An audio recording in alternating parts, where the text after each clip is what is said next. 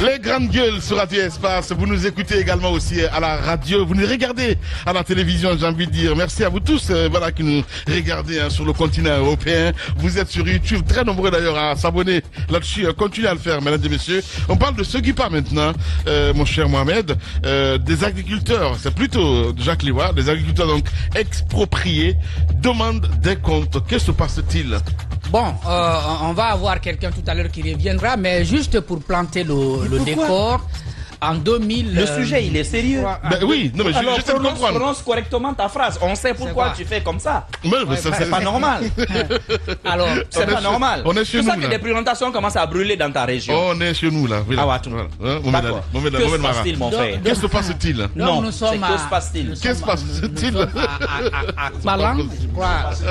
Balan et Il se passe Galapaï. que dans la préfecture de Djomou. Ouais. La Sogipa, donc, dans sa politique d'extension, a touché un certain nombre de ménages. Donc, c'est des planteurs de palmiers. Gabienne et Galapaï? Oui, c'est ça. Galapaï que nous connaissons là. Oui, c'est ça. Ok. D'accord. Oui, Djeké, oui, C'est à effectivement. Djeké, ok. Donc, a demandé à certains ménages de libérer des terres. C'était dans le cadre d'expansion, de l'extension, n'est-ce pas, de ces activités. Mais c'était moyennant quand même le paiement de quelques montants, ce qui pourrait leur permettre non seulement de vivre, mais d'entreprendre également d'autres activités sur d'autres domaines. Il va y avoir du changement puisque Beimi va être démis de ses fonctions parce que c'est avec lui que ces transactions-là ont été passées. Il y a eu violation par la suite, beaucoup de, je crois, le code, je ne sais pas si c'est le code foncier domanial qui dit qu'avant l'expropriation, il faut d'abord dédommager. Alors que là-bas, on a d'abord exproprié avant d'envisager, n'est-ce pas, le dédommagement. Celui qui est donc arrivé comme directeur, le dossier lui a été soumis. Il a demandé que la situation exacte lui soit présentée, la situation qui a été portée à sa connaissance. Il a estimé qu'elle n'était pas normale, qu'on avait extrapolé, si vous voulez, les dimensions des domaines qui sont concernés par cette expropriation. Le problème, c'est que ça fait plusieurs mois, donc plus d'une année, que la situation demeure. Il y a eu plusieurs demandes. La Sogipa ne réagit pas. Deux situations donc. Ils sont sans terre pour pouvoir mener leurs activités et ils sont sans ressources pour pouvoir entreprendre les activités ailleurs et pour vivre. Ce sont quand même des ménages qui dépendent essentiellement de ces plantations-là parce que c'est devenu à Djeké, en tout cas dans cette zone-là, comme un peu Fria, où les gens dépendent entièrement de l'usine. Là-bas également, les populations dépendent un peu de la Sogipa parce que là, quand ils cultivent, ils sont obligés de vendre, n'est-ce pas, au niveau à l'usine. Ouais. Ce sera important en tout cas de savoir avec Haoumou tout à l'heure à quel niveau ils sont aujourd'hui dans le règlement de cette situation, puisque d'après ce qu'il m'apprend, il y a un peu de la sourde oreille de la part de la direction de la Sogipa. Voilà. Est-ce qu'ici, au niveau du ministère de l'Agriculture, on est au courant de cette affaire ou pas du tout? Bon, ils doivent être au courant parce que vous oubliez que le ministre a lui-même été DG par intérim à un moment de cette société. Oui, lorsque Beimi a... Voilà. Non, mais quand ils ont changé de ministre et tout ça. Oui, entre-temps. Voilà. Mais le département, tu as demandé si le département est au courant. Oui, le département est au courant. Ouais. Voilà. Bien. Allez, on va revenir dans la troisième partie de l'émission, mesdames et messieurs. Évidemment, nous allons essayer de partir du côté de la Guinée forestière ce matin pour essayer de comprendre sur ce dossier.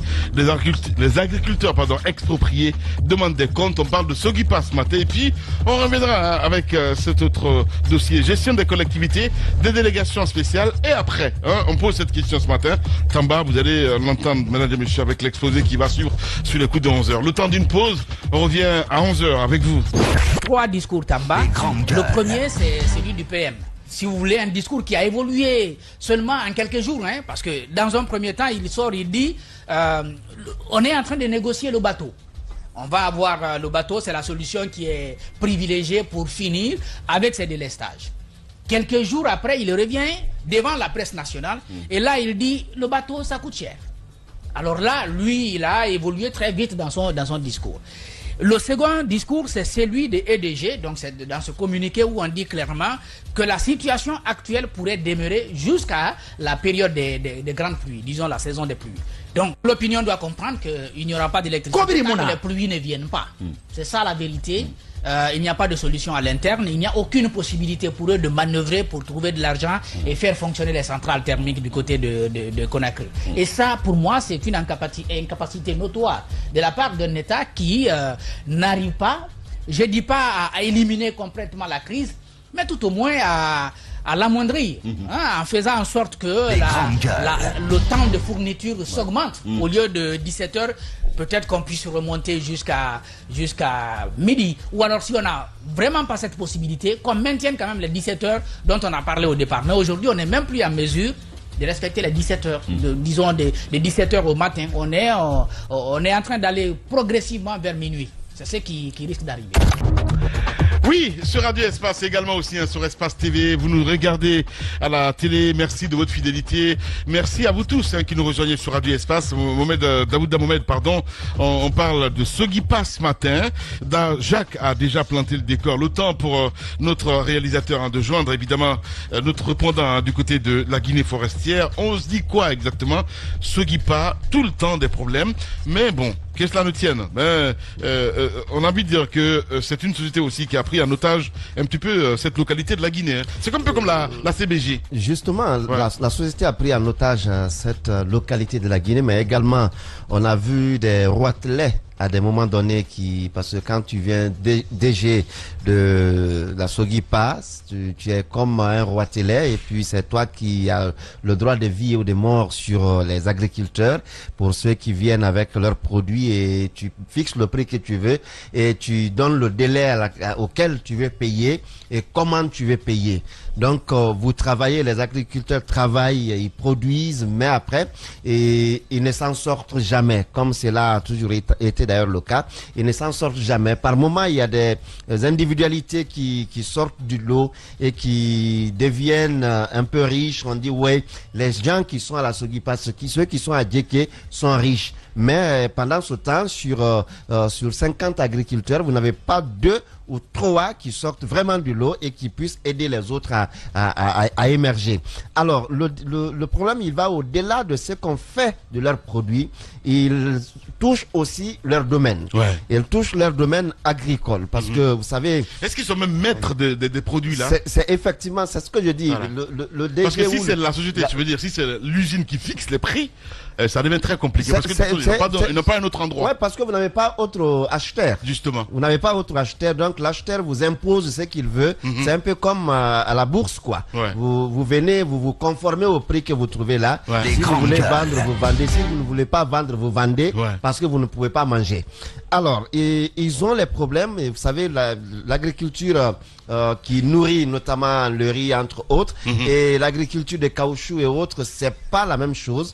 Vous ne pouvez pas dire que si on n'achète pas au marché, je vais mettre à la maison pour me nourrir ou nourrir ma famille, je vais vendre autrement. Vous êtes obligé de vous soumettre au prix qu'on vous fixe à l'usine. Et cela joue beaucoup sur beaucoup d'agriculteurs qui par moment voient une minorité qui par moment sort du lot, mais après et tout le monde se lance dedans, on laisse la culture d'autres produits qui peut permettre de vivre.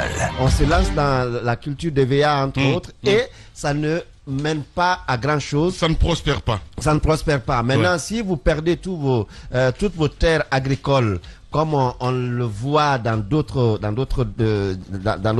préfectures, notamment à Sigiri et Mandiana, entre autres à Boké, vous perdez vos terres agricoles, vous perdez vos ancêtres, comme on le dit, et vous n'avez que l'usine pour penser vivre mieux. Ça devient compliqué parce que la pauvreté se programme. Si pour les autres, la pauvreté ne se programme pas, pour vous, votre pauvreté se programme parce que si vous n'avez pas la possibilité de faire agriculture cette année, vous n'en avez pas la possibilité l'année prochaine, vous avez 3 ans devant vous, tenez-vous bien. Si l'usine s'arrête net, ça veut dire que vous également, votre vie s'arrête. Exact. Et c'est ce qui arrive aujourd'hui de ce côté. Les gens sont en train de vivre, oui, l'usine est là, mais après, derrière, on n'a pas une programmation. Il y a tellement d'exemples comme ça, parce qu'on prend le cas de Fria aussi. Hein, voilà. C'est des villes, je veux dire, c'est des villes qui vivent même au dépend de l'usine. De l'usine. Et l'usine s'est arrêtée à Fria. On a vu comment la prostitution a gagné le terrain, où la femme pouvait passer devant son mari avec son copain pour aller à la maison et faire ce qu'il veut. Le mari ne peut rien parce que il n'a plus les moyens de contrôler sa famille. Et aujourd'hui, pour vivre à Fria, vous savez ce que c'est. Il faut venir jusqu'à Tannen acheter de la glace, aller revendre de ce côté. Tout cela, aujourd'hui, je crois que... c'est à l'État, si tu veux. On peut certes, des garanties dans ce sens. On peut certes développer l'agriculture industrielle, mais l'agriculture qu'on appelle l'agriculture vivrière, il faut aussi la développer de l'autre côté. Repenser carrément si on veut. Voilà. L'agriculture de subsistance. De subsistance. Voilà, c'est bien dit. Allez-y, Mohamed Ali. Hein, voilà, ça allait m'étonner que ce monsieur prenne la parole ce matin chez nous parce que il allait signer son arrêt de mort. Hein, parce que voilà, vous savez très bien que vous dépendez de l'usine. Vous dites non, on a exproprié nos terres. Et puis que dire de plus? Ben moi, je vais essayer de me défendre. Là, ce matin, patatras. Ben son numéro ne passe plus. Je sais pas trop ce qui s'est passé. Certainement, il nous regarde à la télé. Vous avez fait le bon choix, monsieur. Hein, voilà, allez-y, mon cher ami. Il a fait le bon choix. Il a fait le bon choix de ne pas intervenir. Parce qu'on allait le cataloguer et tout. C'est toi qui parles à la radio, tout ça. Donc, c'est la guillotine assurée. Allez-y. Oui, et effectivement, la mine de ce qu'on vient de dire. Parce que moi, j'estime que lorsqu'on a des arguments solides, lorsqu'on est sûr de ce que nous sommes en train d'avancer, bah, on n'a pas besoin même de prendre l'avis des autres avant de passer à l'antenne. Mais après tout, c'est aussi les grandes gueules. On ne vient pas dire n'importe quoi non plus. Évidemment. Et on ne vient pas dire ce qu'on veut. Ce que vous dites, on tchatche et puis on pose des questions assez évidemment. Soit tu laisses des plumes. Que vous répondez. Bon, de toute façon, si vous leur faites peur aussi, vous les aidez pas. Alors là, pas du tout. Mais je suis en train de dire qu'il a fait le bon choix, mon cher ami. Va comprendre.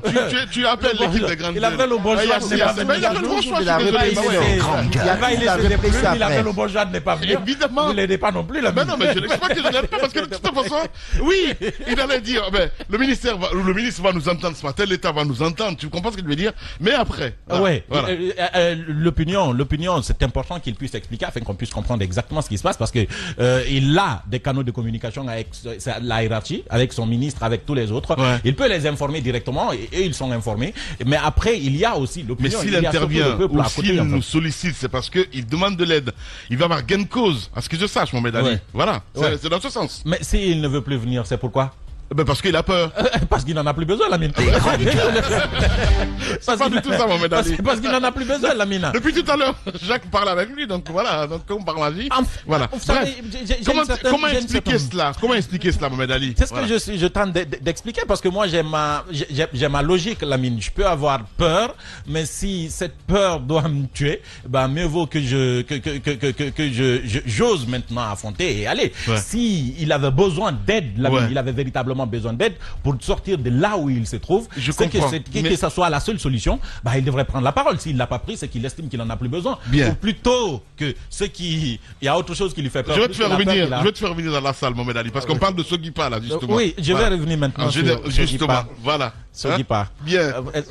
Sogipa. Les grandes gueules.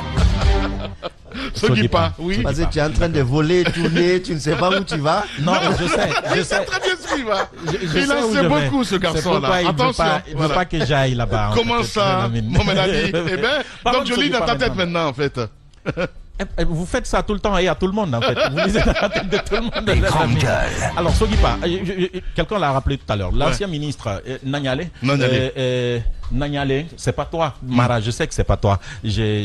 C'est une habitude. Donc Nanyale avait assuré l'ancien ministre de l'agriculture. Je l'ai écouté. Je l'ai écouté à un moment donné. Et je pensais qu'on allait trouver une solution définitivement à ce problème du côté de Sogipa. Parce que ça n'a pas commencé aujourd'hui. J'ai l'impression que ça rebelote chaque 2 ans. Et que les uns et les autres se plaignent chaque 2 ans. Et par endroit, j'ai l'impression, Lamine, que parfois c'est fait exprès pour que ça revienne. Parce qu'il y a quelqu'un qui en tire profit d'une manière ou d'une autre, en fait. De toutes les façons, ce sont ces habitants-là qui en souffrent. On va dire ça comme ça. Ils produisent, ils sont obligés parce que c'est leur activité. Mais ils sont obligés de produire pour une société qui leur impose la façon de faire. Et je pense qu'ils ont besoin de protection, ces citoyens. Aujourd'hui, dans ces conditions-là, cette société devient devient quelque chose de dangereux pour la population de ce côté. Et si l'État ne prend pas des mesures nécessaires justement pour venir en aide, c'est comme si l'État est coupable de ce qui... L'État est même actionnaire à la Sogipa, vous savez. C'est ce que je suis en train de dire. En fait, Lamine, je ne peux pas comprendre que l'État soit lui-même... l'État chargé de la protection des citoyens soit lui-même le bourreau principal de ses citoyens, en fait. C'est ce que je n'arrive pas à comprendre. Les grandes gueules. Parce que l'un des rôles, l'une des fonctions régaliennes d'un État, c'est aussi la sécurité et la protection de ses citoyens. Exact. Ceux qui sont aujourd'hui à Guéké, ceux qui sont dans ce village-là, c'est des citoyens guinéens d'abord, mais ensuite, c'est une catégorie professionnelle, ce sont des agriculteurs qui participent à faire vivre l'économie de la région, mais l'économie de la nation, on va dire ça comme ça. Donc, ils doivent bénéficier doublement de la protection de l'État. Maintenant, si l'État, actionnaire dans une société avec d'autres privés, se comporte comme des privés, je vais dire... j'ai même envie de dire, se comportent comme des colons. Donc, vous venez, vous travaillez pour nous, et peut-être si on veut, on achète, si on veut, on n'achète pas. De toutes les façons, on vous donne ce qu'on veut. C'est exactement ce qui se passe avec la matière première que l'Afrique vend au reste du monde, comme on le dit. C'est les autres qui fixent les prix. Et soit vous prenez, parce que vous n'avez pas d'autre choix. Les grandes gueules. La réflexion doit aller dans le sens que ceux qui sont là, ces producteurs-là, ces agriculteurs-là, c'est d'abord des citoyens, mais c'est aussi des agriculteurs. Donc, ils doivent d'abord bénéficier de la sécurité de l'État avant même d'arriver au contrat qui peut les lier avec cette société. Sinon, je ne vois pas pourquoi l'État existerait et pourquoi cette société existerait, sinon que des personnes privées, sachant effectivement qu'en venant dans cette société, au nom de l'État ou au nom des privés, ont la possibilité de s'en mettre plein les poches. Et donc, ils maintiennent le système pour que ça soit comme ça. Parce que de toutes les façons, comme on le dit, ça les arrange de toute façon. C'est certains qui en souffrent pour que d'autres réussissent. Ni de la Bamafa, de la Natedia. Donc, c'est comme ça. Si ils doivent continuer à souffrir pour que quelques-uns puissent être riches, croyez-moi, ça devient une mafia qui n'est pas prête à finir. Voilà, évidemment. Et on s'en plaît d'ailleurs, je veux dire, à entretenir cette mafia, Mohamed Ali. Allez-y, Mohamed Mara, votre avis là-dessus, en ce qui concerne ce qui se passe du côté de la Sogipa. Que je maîtrise. Je veux cependant faire juste une observation. Il y a eu des comparaisons avec le secteur minier. Ce n'est pas pareil. J'observe, primo, qu'il s'agit là des agissements d'une entreprise, d'une société commerciale. Même si l'actionnariat est détenu majoritairement ou peut-être même d'une manière unique par l'État, c'est pas l'État. La Sogipa n'est pas l'État. Bien. On est en train de confondre des choses. C'est une société commerciale. J'ai entendu parler d'expropriation. Je ne sais pas sur la base de quoi on pourrait exproprier des populations de leurs terres agricoles pour donner ces terres agricoles à une société commerciale. Ça me travaille de l'intérieur depuis tout ce temps où je vous écoute. Je ne sais pas au nom de quoi ça se fait. Des personnes font des cultures de subsistance dans un premier temps. On leur dit, écoutez, essayez d'aller vers les cultures commerciales, c'est bien. Mais ce qui se fait dans tous les bons pays, dans les pays sérieux, oui, tous les bons pays, tous les pays sérieux, et vous encouragez ces populations à alimenter l'usine avec leur propre production. Donc l'État va les aider à avoir accès facilement aux intrants, à avoir même accès, si vous voulez, même à la terre et aux technologies agricoles et tout. Et comme ça, ils se développent, ils ravitaillent l'État. Ça se voit dans tous les pays à caractère agricole. La Côte d'Ivoire est un exemple à côté. Vous avez le Cameroun aussi qui le fait bien. Le Cameroun d'ailleurs est assez spécialisé dans l'extraction de l'huile de palme. Mais que vous les chassiez de ces terres-là, vous les amadouillez. Parce que pour dire que c'est de l'expropriation, l'expropriation repose fondamentalement sur un principe qu'on appelle le principe de l'intérêt général. Or là, ce n'est pas l'intérêt général. C'est une société commerciale. Donc, ce n'est pas une terre qui est récupérée pour faire une école, pour construire un cimetière, un marché. Non, ce n'est pas fait pour ça. Pas pour un hôpital. C'est pour être exploité de manière commerciale. Alors, quand vous voulez exproprier dans ce cas-là, ce n'est même pas de l'expropriation, moi je ne pense pas. Mais par contre, ce que chose devrait faire, l'usine devrait faire, normalement la société elle-même, oui, ce n'est pas interdit d'aller négocier avec des riverains, avec des populations locales pour racheter des terres. Et même là-dessus, à mon avis, un État sérieux se doit d'être en ce moment-là l'intermédiaire pour protéger ces petits paysans. Ouais. Parce qu'ils vivent de ça. Bien sûr. C'est une pratique ancestrale pour eux. Donc, il ne suffit pas de leur donner de l'argent. Vous n'allez pas donner de l'argent à quelqu'un et lui demander de se reconvertir alors qu'il n'a aucune formation. Souvenez-vous de ce qui s'est passé. Même eux, les fonctionnaires qui prennent ce type de mauvaises habitudes, vous vous rappelez des grandes réformes de la fonction publique à la fin, au début des années 90. Il y a eu ici en Guinée ce qu'on appelait les départs volontaires. Parce que le FMI et la Banque mondiale avaient dit qu'on avait d'abord trop d'usines et d'entités publiques, d'entreprises publiques. Il fallait privatiser parce que ce n'est pas la vocation de l'État. Ensuite, ils nous ont dit, oui, votre fonction publique est pléthorique. Parce que c'est en Guinée quand même, il faut que tu saches, tu étais sur les bancs. Déjà, tu savais où tu allais atterrir en termes d'emploi dès après tes études. Alors, qu'est-ce qu'on a fait? On a dégagé de l'argent. On a donné massivement de l'argent à des fonctionnaires. On leur dit, tu fais ça, tu t'en vas. Ces départs volontaires, il y en a aussi qui ont pris même des, comment ça s'appelle, des retraites anticipées. La mine. Beaucoup sont morts d'AVC, hein, et beaucoup sont revenus après. Beaucoup ont acheté encore de la place pour revenir sur les effectifs de la fonction publique. Imaginez, ça, ce sont des gens qui sont allés à l'école. Maintenant, imaginez ceux-là qui ne connaissent que la houe, la machette et la terre.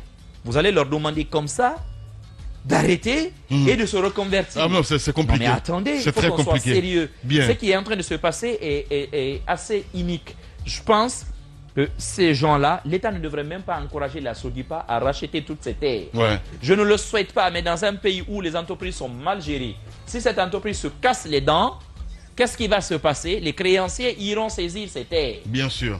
Ne l'oubliez pas. Bien sûr. Donc ces terres, les populations les auront perdues pour le bon. Je pense qu'on ne doit même pas le faire. Au contraire, la SOGIPA, ce qu'elle peut faire, et on le fait partout d'ailleurs ailleurs, on peut même acheter une récolte qui n'est même pas, dont les semis ne sont même pas encore faits. Ça se fait. On dit à la population, vous produisez telle quantité pour l'année prochaine, et ainsi de suite, pour pouvoir leur donner des moyens. Et sur les récoltes prochaines, il y a une partie déjà qui est amortie et qui est récupérée pour amortir les dettes. Il y a tout ça. Déjà, acheter au bon prix. Quand vous achetez au prix correct, ces gens-là n'ont plus besoin de vendre leur terrain. En Côte d'Ivoire, ils ne vendent pas leur cacaoyer ou leur plantation de palmiers. Hein. Ils ne les vendent pas. L'État, le cacao et ainsi de suite, cette année, vous avez vu, ils étaient contents parce que l'État a fait en sorte quand même de renchérir un peu le prix. Ils se sont rendus compte que ce qui est vendu en Guinée, par exemple, au kilo, à 1000 francs CFA, eux, ils étaient à 700, 800. Ils ont tenté, alors que ce n'est pas normal. Ils produisent de meilleure qualité et plus. Ils ont dit, l'État ivoirien a dit, non, il faut rehausser un peu. C'est ce que l'État doit faire. Bien. Mais nous, on a un État qui dit, il faut investir dans l'agriculture. Il faut quand même qu'on soit cohérent. Je vais terminer là-dessus. Ce département dit refondation verte. Votre refondation verte, au lieu de donner les moyens aux paysans pour qu'ils mettent davantage en valeur leurs terres, votre refondation verte, c'est d'aller leur prendre leurs terres pour le compte d'une société dont on ne connaît même pas les promoteurs ou les investisseurs. Bien. Et où vous tous, tout le monde peut aller prendre Non, attendez, soyez sérieux. Aidez déjà ceux qui sont en train de cultiver là-bas, de produire là-bas, et encouragez-les à avoir aussi une petite culture comme maraîchère ou vivrière qui leur permette de passer des périodes de soudure en attendant justement que vous rachetiez leur production. Mais honnêtement, ça me met mal à l'aise cette histoire, et je pense que si on ne fait pas attention, ça peut déraper, malheureusement. Merci beaucoup, Mohamed Mara. Évidemment, on essaie de vous aider à la meilleure compréhension, mesdames et messieurs, des sujets dans cette émission. Dans un instant, on parle de la gestion des délégations spéciales, si vous le souhaitez, évidemment. Allez, on essaie de vous aider à la compréhension avec notre ami Tamba Zakari Milimono.